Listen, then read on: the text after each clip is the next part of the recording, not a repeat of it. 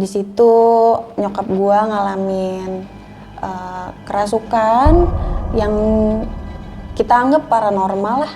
Di situ mereka keluarin dari badan nyokap gua dan ada beberapa makhluk halus yang menetap di badan nyokap gua karena nyokap gua yang sering bengong, mikirin keadaan gua yang kabur dari rumah entah ada di mana. Dia harus ikut saya. Dia udah janji sama saya, ada perjanjian yang dia buat sama saya.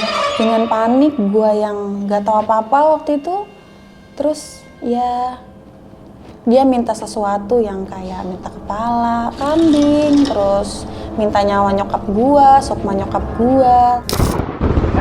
Cerita misteri ada di sekitar. Cerita mistis atau kejanggalan ya? Kalau cerita mistis sebenarnya ada beberapa, cuman yang paling nggak dimasuk logis tuh ada satu yang kebetulan dialamin sama nyokap gua sendiri. Itu di tahun berapa ya? Udah lumayan lama sih, cuman adalah beberapa cerita yang masih diingat. Itu kejadiannya dari singkat cerita aja. Waktu itu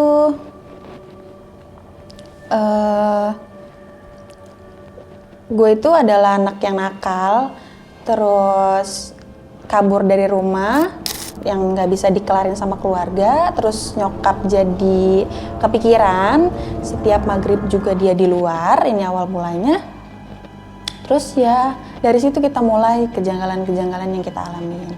Oh ada nih penyebab dari nyokap gue bisa kayak gini. Katanya itu waktu zaman dia masih gadis, dia kan kerja di PT, ada salah satu PT, itu dia diculik terus ikut agama Islam murni. Penjelasan dari Islam murni zaman dulu itu katanya yang surga dibayar uang. Gue nggak tahu sih itu tahun berapa, cuman zaman dulu nyokap gue itu tuh ada yang kayak gitu. Nah di zaman itu nyokap gue udah keculik, dia tuh nggak pulang-pulang ke rumah. Jadi di sana itu waktu itu ceritanya katanya nyokap gue itu di satu ruangan, dia nggak sholat, tapi setengah gajinya dia itu dibayar buat beli surga. Nah kita tuh nggak pernah tahu katanya nyokap gue tuh selama di sana diajarin apa, makanya dampaknya jadinya adalah cerita-cerita jadi kayak gitu. Di situ nyokap gue ngalamin kerasukan yang kita anggap paranormal lah. Di situ mereka keluarin dari badan nyokap gua dan gua termasuk dari transfer dari si paranormal itu. Kemudian ada beberapa makhluk halus yang menetap di badan nyokap gua karena nyokap gua yang sering bengong, pikirin keadaan gua yang kabur dari rumah entah ada di mana. Terus adalah salah satu, gue sebutnya dia ayah, dia orang Sukabumi, bantuin nyokap gue dengan keadaannya dia yang seperti itu. Kita ke Sukabumi, di situ sebelum kita ke Sukabumi kita ngalamin yang namanya nyokap gue itu kerasukan.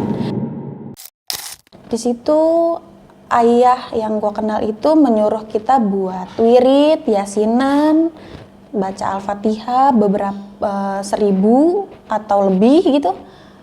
Nah di saat itu nyokap gue ada di tengah-tengah, terus nyokap gue tiba-tiba marah dan dia cuma bilang dia harus ikut saya. Dia udah janji sama saya, ada perjanjian yang dia buat sama saya. Dengan panik gue yang gak tahu apa-apa waktu itu, terus ya dia minta sesuatu yang kayak minta kepala kambing, terus minta nyawa nyokap gua, sukma nyokap gua. Singkat ceritanya, kita langsung ke Sukabumi. Di sana ada gunung apa ya? Gua lupa.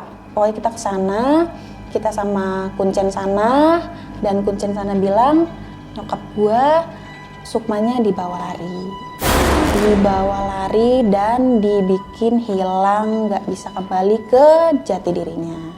Dari situ kita ngelaksanain yang namanya wirid segala macem lah sama kuncen sana, sama orang-orang ahli agama di sana. Terus sampai di sana itu nyokap gua yang nggak pernah bisa jalan jauh tiba-tiba naik gunung dengan nggak ada kayak nggak sakit, nggak kenapa-napa, dia jalan. Terus gue sama bude gue bilang, tuh lihat deh bude, lihat mama tuh jalan sebegitu lancarnya. Nggak lama dari gue ngomong kayak gitu, nyokap gue langsung jatuh ke tanah, jatuh gitu aja dengan tiba-tiba. Terus kita sampai di atas, di sana nyokap gue di ngajiin, di bacain segala halnya lah. Habis itu nyokap gue jungkir balik di atas gunung, dimandiin, jungkir balik lagi. Dia cuma minta tumbal dan pengganti dari nyokap gue. Di situ keluarga gue yang gak bisa nurutin semua kemauannya dia. Ya kita semua tetap dengan zikirnya yang kita punya, agama yang kita punya gitu. Jadi ya abis itu nyokap gue masih tetap begitu. Dampak dari sukma yang sukma nyokap gue dibawa lari tuh ada. Jadi kayak nyokap gue tuh aneh, terus dia mondar-mandir, nggak tahu dia mau gimana, tapi dia kayak ini mau keluar, tapi ntar dia setengah dia, nanti setengah bukan dia gitu. Jadi kayak apa ya, susah buat dijelasin juga karena posisinya itu udah di luar sifat dari nyokap gue, karena nyokap gue single parents kan. Jadi kayak ini bukan nyokap gue, itu udah bener-bener yang ngeliatin orang tuh udah yang aneh, nggak inget sama siapa-siapa, nggak inget saudaranya, nggak inget kakaknya, nggak inget gue yang anaknya. Oh pernah tuh salah satu gue lagi berdua sama nyokap, itu posisinya gue lagi disuruh yasinan, disuruh al-fatihah, banyak lah. Terus nyokap gue yang kayak minta keluarin, gue juga nggak tahu minta keluarin apa, tapi kayak dia tetap minta keluarin aja gitu dari layarnya. Abis itu dia udah bukan diri dia lagi, cuma kayak ngamuk, wah kayak gitu-gitu loh. Kebetulan dari kejadian yang kita ke Gunung Salak itu, kalau nggak salah Gunung Salak, itu nyokap gue masih tetap kayak gitu sampai pulang. Terus kita bawa ke rumah sakit jiwa karena keluarga kita ada yang nggak yakin dengan jalan yang kita ambil. Akhirnya kita ke rumah sakit jiwa, tapi di rumah sakit jiwa karena nggak terdeteksi dan cara bicara nyokap masih nyambung, jadi kita pulang dengan keadaan ya gitu. Balik lagi, nyokap gue tetap dengan keadaan yang bukan dirinya. Jadi di dalam mobil itu dia jungkir balik terus-terusan, terus ngunyah-ngunyah, minta-minta segala hal, mau turun, mau pulang. Padahal memang posisi kita mau pulang, tapi nggak tahu dia mau maksudnya pulang tuh pulang kemana. Dan alhamdulillah sekarang nyokap dari kejadian itu tetap konsumsi obat sama disambi dari ruqyah yang memang benar-benar berbau agama, benar-benar ya kerjanya sholat, puasa, sholat, ya pokoknya ruqyah gimana, ruqyah selayaknya ruqyah sama dibantu obat. Itu nyokap gue kayak gitu selama 4 tahun.